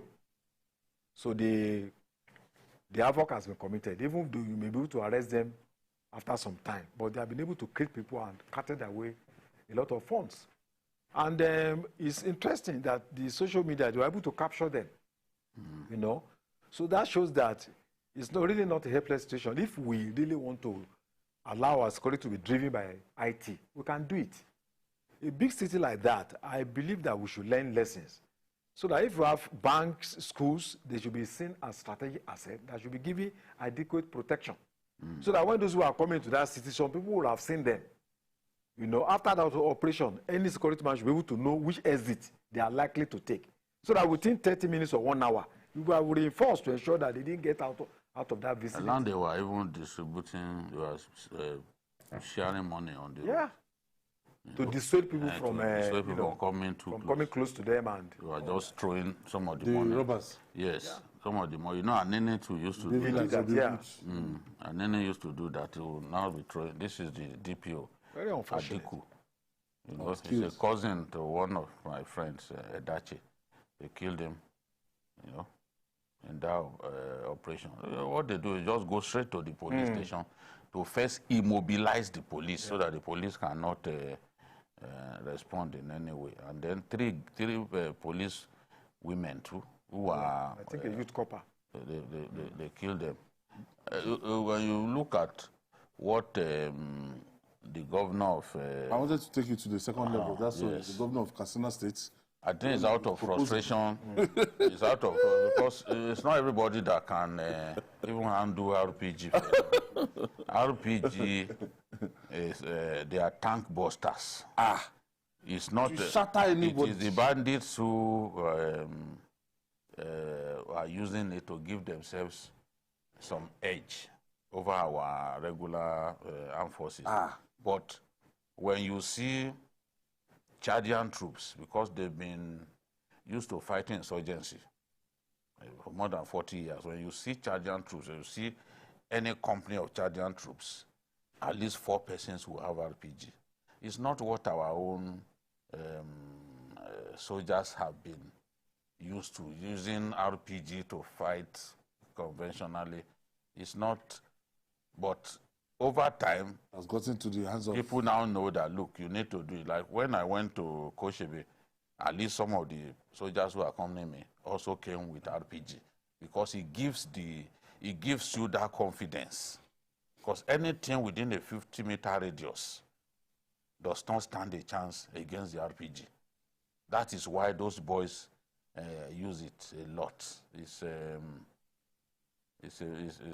terrible weapon in their hands at this time. So to even consider that individuals will carry it is like saying that everybody should carry bazooka. It's not, even in trying to fire it, you can fall down.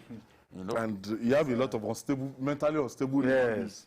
You wake up in the morning, somebody is waiting to RPG. We just need to protect our people better. I can feel the frustration of the Zamfara governor, the Katsina governor. They share a heritage of banditry, those 2 states, and they've not. You can see that those governors is ready to die. Those governors are distracted. How do you face governance? How do you face governance when these people are not allowing you? They kill your people. If you see the kind of money that governors of this Northwest, apart from Kano and Jigawa, that are safe, those governors, the kind of money they spend on security. None that meant to channel it to another thing. Army, the police, they give them allowances, they buy equipment for them. It's not easy. I can feel this frustration, but we can't all carry this kind of weapons. The solution is not that everyone should. Number one is even illegal. You know, it's Section 423 of the Criminal Code does not allow that. So you have to amend the Constitution before you can. Maybe they are advocating that we should legalize it. But I don't think that is the solution. The solution to illegal arms is not more illegal arms. Because you see on the street, people fight over little things. So if you now arm them. In America, they are still bring the blood till tomorrow. Of arms. So it's not the solution, but we can feel it's frustration. I think what we should talk about is state policing, which I think is the ultimate that we should be looking at.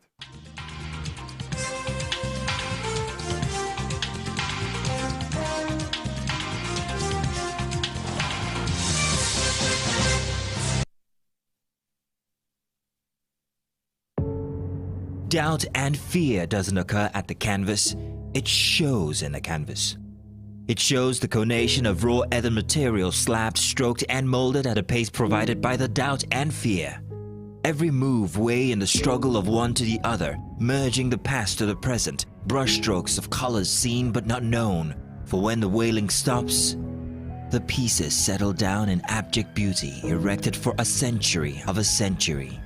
Speaking, advocating, protesting as the arts are meant to be.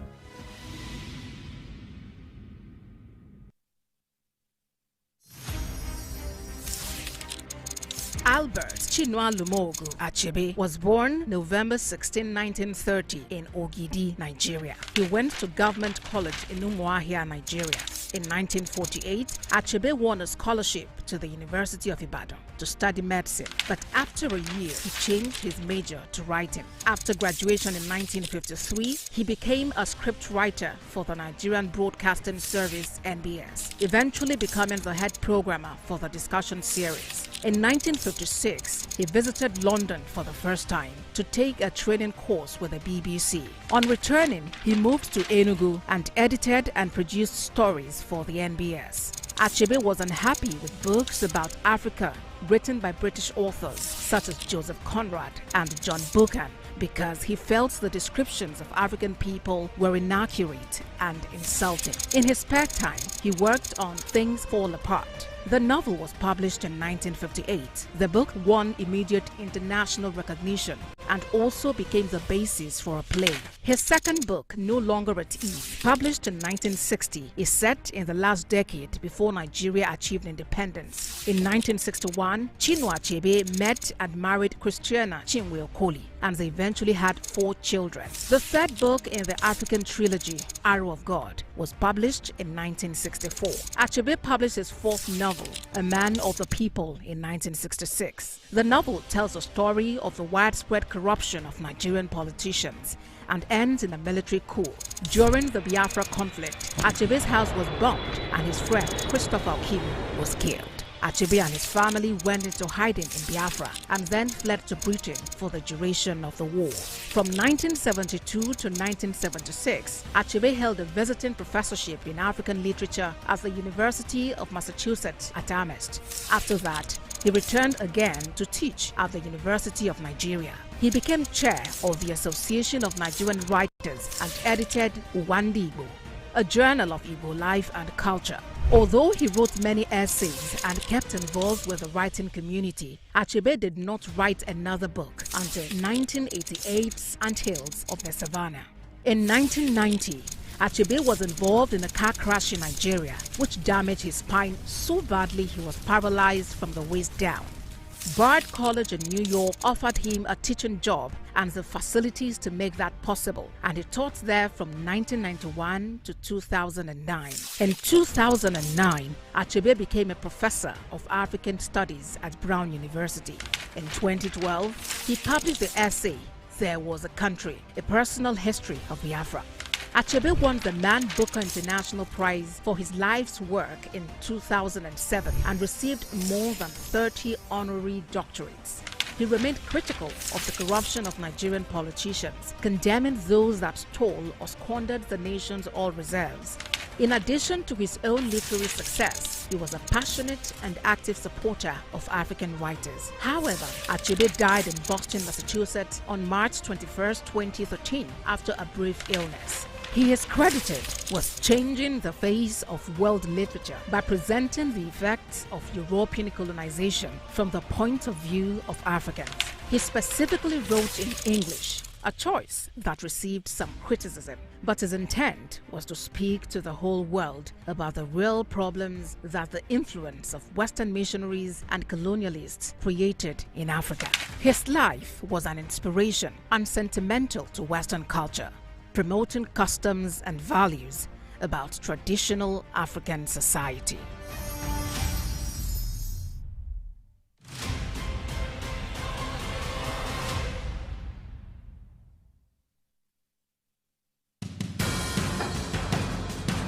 Information is power, information is security, information is knowledge. On Labor Lens, we believe that working people around the world have real questions of their own. They want to know how the world of work operates, what it means to the employer of labor, how policies affect workers in the workplace. On Labor Lens, I ensure we engage effectively the organized labor, organized private sector, and government to get out of them information workers are in need of. I am Sharon Ijason, asking questions that make you get sense of the workplace.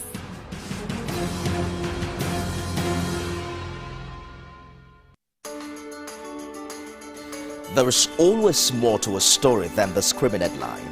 The part of a story that is not told casts a shadow. It's like the part of an object that is not reached by light. On TVC News, I'm able to explore the many angles there are to a story, talking to stakeholders, asking the difficult questions, and digging for facts. I believe the viewers are able to make a better decision if they're well informed and understand not just a part, but the complete story. TVC News, first with breaking news. Genuine business people desirous of success in today's environment ignore the taxman only at their own peril. The idea we have is, can we not use NIN, that's the National Identification Number, as a unique and primary identifier for individuals? For businesses and incorporated entities, we use CAC registration numbers. Once you do that, you tie those numbers to all economic activities, getting a job, going to university, registering a vehicle, registering land, opening a bank account, getting a mobile phone, payment cards, importation of anything, buying PTA.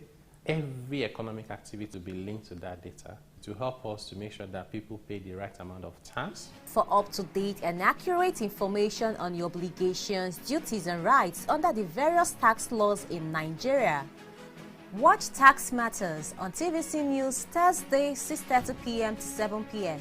Ignorance is the mother of personal destruction, a voluntary misfortune, and it is worse when you are ignorant of your ignorance. You and Your Health with Dr. Richard Okoye is brought to you by Dr. Civil Life Foundation as he uncovers the mystery behind most deadly diseases, their causes, prevention, and latest treatment. Send in your comment and health-related questions. Together, let's liberate Africa from health ignorance. Hear this, you are ignorantly awaiting the arrival of your wife's menopause. If you have low sperm count and ignore it. Join Dr. Richard Okoye every Sunday by 3:30 p.m.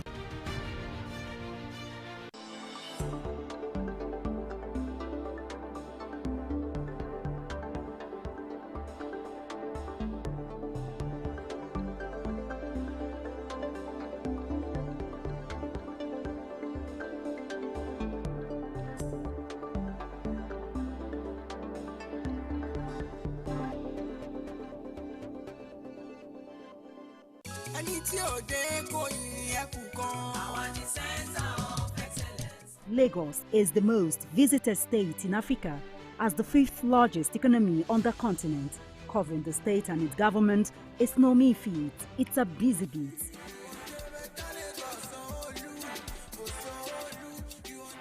We go beyond the curtain of tapes to traveling far into the deep. I want to thank the Lagos state government for the healthcare facility. To bring stories that cut across all spectrums. A greater Lagos shall be ours. We tell you stories that define our collective well-being as Lagosians.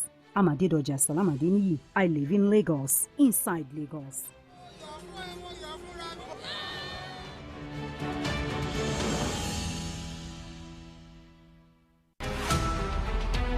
Every major news story is with many perspectives and layered with different levels of impact.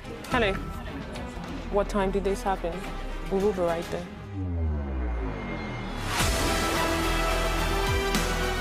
At TVC News, we follow the big and major news, gathering the facts, witnessing the outcome. I am here live at the aftermath of the approval of the new national minimum wage.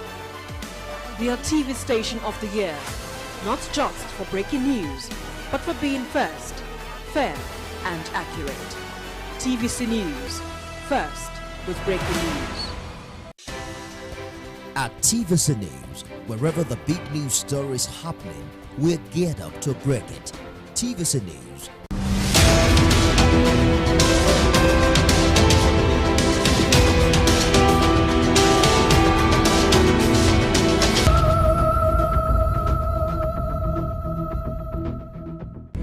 A sorry state and dilapidated site of the Lafia-Shendem Road. This long stretch of road links Lafia, the capital of Nasarawa State, to Shendem, a local government in Plateau State. Commuters plying this road have since come to terms with the reality of grappling with potholes as they journey, And this is not a pleasant experience. Anyan muna mutukan bakin ciki da zaman shi haka saboda dalilin wayannan lalacewan anyan ina ga kaman da mai cewa hatsari da aka yi a wannan anyan ya fi so 10 kuma ana mutuwa a hakan ga barayi sun same wurin zau tsaya saboda balin ku zo ku shige da sauri dole in ka zo sai gani sai kai burki ka shiga ramin hankali ka fita so saboda haka mu abin na damun mu yadda ka sa wahala don Allah ta mace mu kuma mu maso mashi ba da zamu bi ba wani lokaci zamu kashe har mu fafa da kasa mu zo mu ji ciwo to haka muna so gwamnati ta mace mu mun ga jihar gwamnati nan Najeriya ta mace mu kai wani aiki hanya Allah shi fi shekarar 20 yanzu da ya lalace wallahi hanyar Allah shi fi shekarar 20 muna ta safa wahala a hanyar. We embarked on a trip along the road to experience firsthand the plight of commuters. There appears to be no sign of maintenance on the road in recent years. Some prominent villages along the road are Bakinrija, Adogi, Gidan Akuya, Kurugui, among others. Alu Kashimu is a septuagenarian who resides in Adogi, a community along the road. He recounts how the bad nature of the road has resulted in a series of accidents and armed robbery attacks. This has resulted in the loss of several lives and properties. This corner, a lot of people had an accident, and this place, we lost one person here. It's not up to a month. A lot of accidents is happening here because the road is appalling. The road, what I mean by appalling, is bad. Bumps, holes here. It's happening. Nothing at all like to put it in order. Anybody who say that they have come to put the road in order is lying. It's a false statement. Over there, something down along that lemon area. At times, they stop people there along Makuya Road, Makuya Village. They stop and rob people there. So we face many problems in this village. Despite several contracts awarded by the Federal Road Maintenance Agency to contractors for the general maintenance of this road, the Lafia-Shandan Road is still ridden with potholes. Statistics from the Open Treasury Platform and Budget reveals that in March 2023, the federal government, through its road maintenance agency FEMA, paid the sum of 78 million naira to Classic Marvel Nigeria Limited for general maintenance repairs. In August 2022, the sum of 122 million naira was paid by FEMA to Quantum Mechanics Limited for rehabilitation of the road. In the months of June and October 2021, a total sum of 134 million naira was paid by FEMA to Mainstream Contractors Nigeria for the emergency repairs of the road, and in July the same year, the sum of 32 million naira was paid to Saha Continental Limited for maintenance.